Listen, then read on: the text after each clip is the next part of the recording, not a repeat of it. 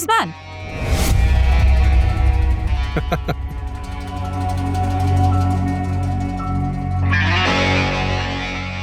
चलो, शुक्र है तुम्हें देर से ही सही, लेकिन बात समझ तो आई।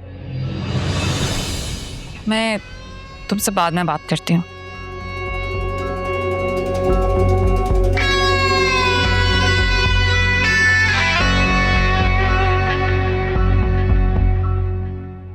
तुम क्या समझ रही थी कि शहीर तुमसे शादी करने के लिए मरा जा रहा है? ये बात तो तुम मुझसे ज्यादा बेहतर तरीके से जानती हो कि अगर उंगलियों पे गिनती शुरू करो तो गिनती आगे निकल जाएगी। इतनी गर्लफ्रेंड्स हैं उसकी। लेकिन तुम्हें क्या फर्क पड़ता है? तुम्हारे भी तो कई जगह चक्कर चल रहा है ना?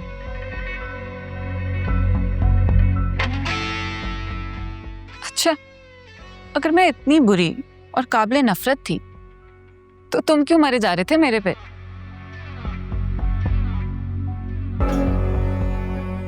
कहाँ मरा हूं मैं?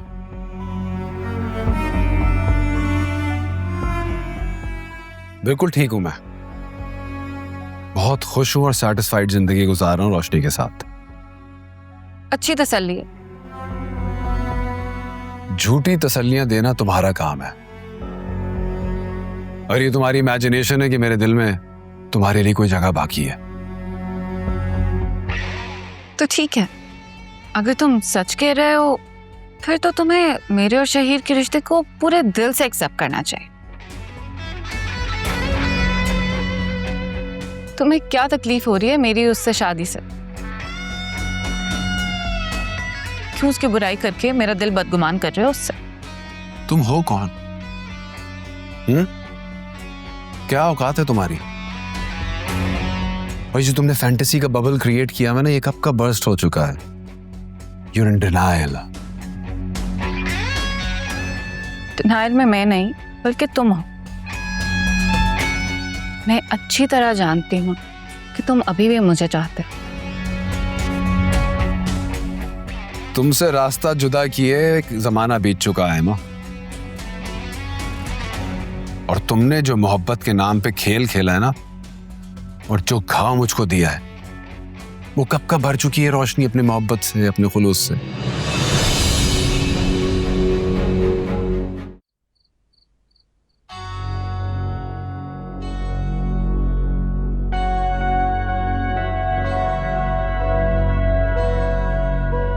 आयमा, तुम्हें जरूरत क्या थी फैमिने बाजी से उलझने की? क्या उनके शौहर के बारे में उल्टी सीधी बात करने की? तो मैंने ऐसा क्या गलत कह दिया? उन्हीं को आग लग गई सच सुन के। आयमा, थोड़ा अकल से काम लो और उनसे उलझना बंद करो।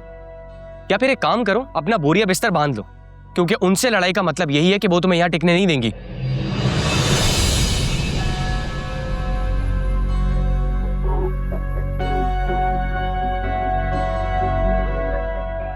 टिकने तो मैं अभिनय नहीं दूंगी यहाँ ज्यादा देर, और इस जिल्लत को मैं मरते दम तक नहीं भूलूंगी।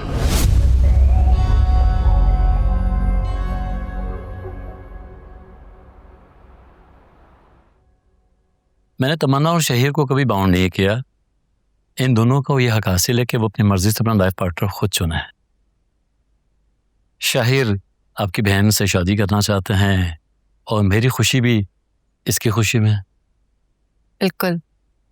इनफैक्ट आयमा भी बहुत तारीफ करती है तमन्ना और शहीर की, और मुझे भी इस रिश्ते पे कोई एतराज नहीं। ये तो बड़ी खुशी की बात है मिसेस वकार। कहने को तो शादी दो लोगों में होती है, मगर हकीकत में दो खानदान एक होते हैं। जी जी बिल्कुल ऐसा ही है। अब आपकी मिसेस कहाँ है? हाँ, मेरी मिसेस वो लंदन में है और इंशाल्लाह कुछ दिनों में वापस आ जाएंगी। और मैं चाह रहा था कि क्यों ना हम पहले एंगेजमेंट कर लें और उसके चंद महीनों बाद हम धूमधाम से शादी कर लेते हैं।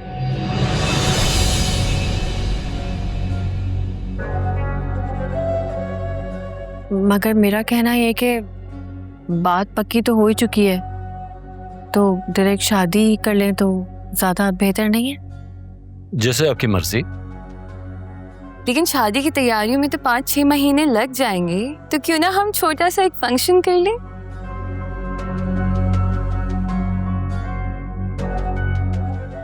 हाँ, नॉट अ बैड आइडिया।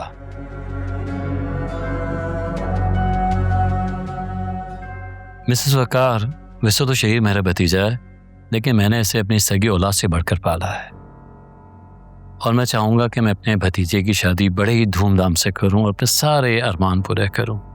और यकीनन आप भी यही चाहेंगी कि आप अपनी बहन की शादी उतनी ही धूमधाम से, उतने अरमान से करेंगी जैसे मैं चाहूँगा। जी बिल्कुल, लेकिन अम्मी की डेथ के बाद आयमा और साइम मेरी जिम्मेदारी हैं और आप यकीन करें, अगर मैं कहूँ तो मैं चाहती हूँ कि जिम्मेदारी मैं दिल से पूरी करूँ, लेकिन जो आप फंक्शन की बात कर रहे हैं, मैं इतना बड़ा फंक्शन अफोर्ड नहीं कर पाऊंगी।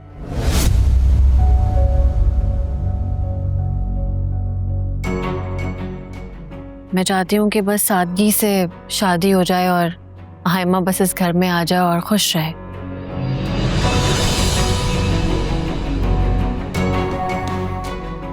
मुझे लगता है कि शायद आप मजाक कर रही हैं। नहीं नहीं, मैं बेहद सीरियस हूँ। आपकी फैमिली तो शहर की एलीट फैमिलीज में से ताल्लुक रखती है। मैं नहीं, मेरे शौहर।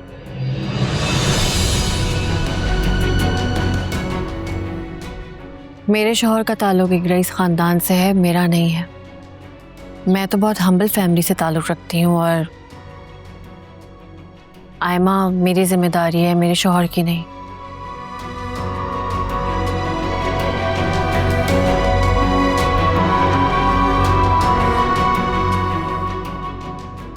मैं नहीं चाहती कि आयमा की शादी मेरे शौहर पे बोझ बने।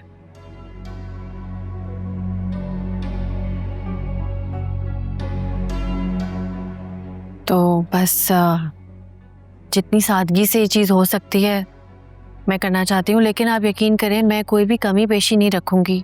जितना मुझसे हो सकेगा मैं करूँगी। मेरी आपसे रिक्वेस्ट है, आप इस बात को ज़रूर कंसिडर करिएगा।